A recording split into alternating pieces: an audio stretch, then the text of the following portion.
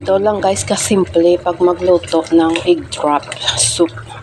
Yung ilaga mo lang muna yung gulay ng sandali, mga 3 minutes sa sabaw ng anchovies o kaya ikan bilis o sa atin yung dilis.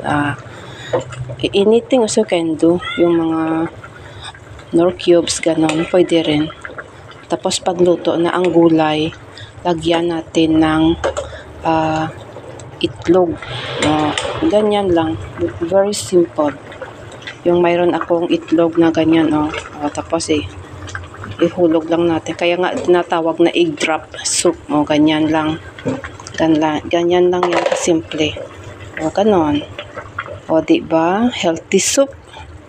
It is very healthy. Yan. Tapos na yan. Off na ang fire. Yan lang.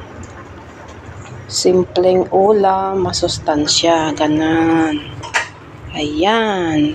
Diba? Masarap. Masarap at healthy.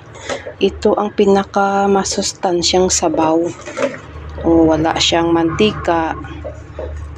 Ano lang siya, pinakuluan na dilis. Tapos kinuha ko ang sabaw. Tapos pagkulo, ilagay ko ang gulay. At saka ayun, nilagay ko ang itlog, kaya ganyan, diba, very healthy.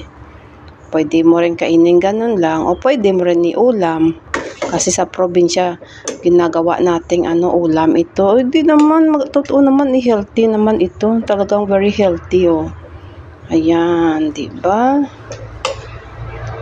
So, ayan guys, salamat sa panonood ng aking video. Have a nice day po. Please subscribe. Bye-bye.